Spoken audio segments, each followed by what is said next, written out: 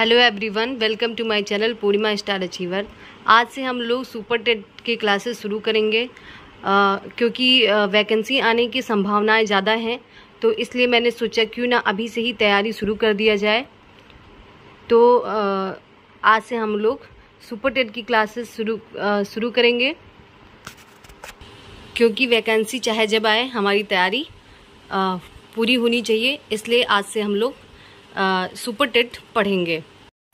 तो सबसे पहले आज हम लोग संस्कृत की क्लासेस शुरू करेंगे।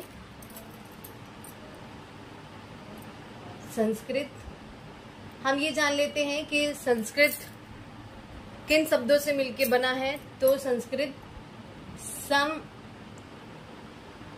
प्लस क्री प्लस अक्त प्रत्यय, मतलब सम उपसर्ग, क्री धातु और अक्त प्रत्यय को मिला के संस्कृत बना हुआ है। कई बार प्रश्न पूछ लिया जाता है संस्कृत शब्द किस उपसर्ग से बना हुआ है, तो सम उपसर्ग से। किस धातु से बना है, तो क्री धातु से। किस प्रत्यय से बना है, तो वो अक्त प्रत्यय है। ये जो है ये उपसर्ग है, ये धातु है और अक्त प्रत्यय है।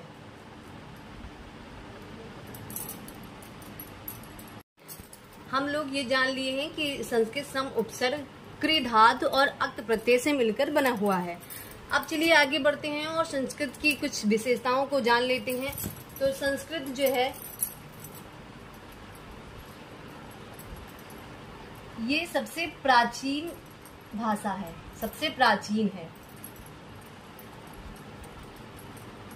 सभी भाषाओं से सबसे पुरानी भाषा है, क्योंकि ये ऋषि मुनि भी इस संस्कृत भाषा का ही प्रयोग करते थे। तो इसलिए हम कह सकते हैं कि ये सबसे प्राचीन भाषा है और सभी भाषाओं में ये मिलता है। फिर दूसरा है कि ये सभी भाषाओं की जननी है।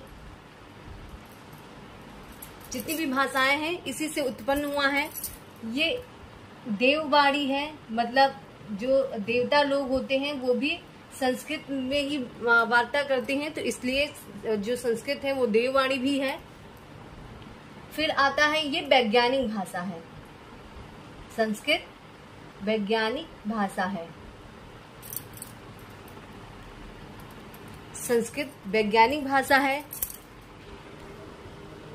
सबसे प्राचीन भाषा जो है वो संस्कृत है।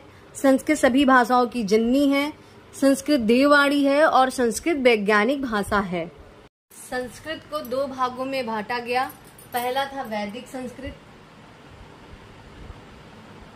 वैदिक संस्कृत, और दूसरा है लौकिक संस्कृत, लौकिक संस्कृत।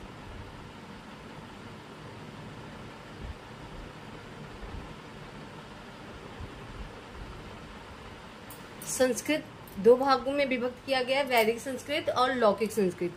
वैदिक संस्कृत में वेद, ब्राह्मण, आरण्यक और उपनिषद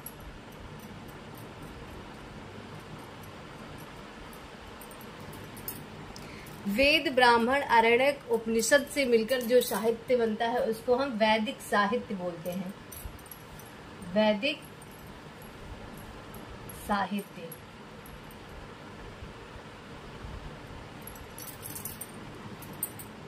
संस्कृत को दो भागों में विभक्त किया गया। पहला वैदिक संस्कृत, दूसरा लौकिक संस्कृत। वैदिक संस्कृत में वेद, ब्राह्मण, आरण्यक, उपनिषद, मतलब वेद, ब्राह्मण, आरण्यक, उपनिषद इन चार ग्रंथों से मिलकर जो साहित्य बना उसको वैदिक साहित्य के नाम से जाना गया। लौकिक का अर्थ होता है लोक व्यवहार में जो प्रचलित हो, उसको हम लौकिक बोलते हैं। आज के लिए बस इतना ही। कल हम लोग वैदिक संस्कृत के बारे में विस्तार पूर्वक अध्ययन करेंगे और फिर लौकिक संस्कृत के बारे में। आप सभी को मेरा वीडियो कैसा लगा ये कमेंट करके ज़रूर बताइएगा और ज़्यादा से ज़्यादा शेयर कीजिए, मेरे वीडियो को लाइक कीजिए। धन्यवाद।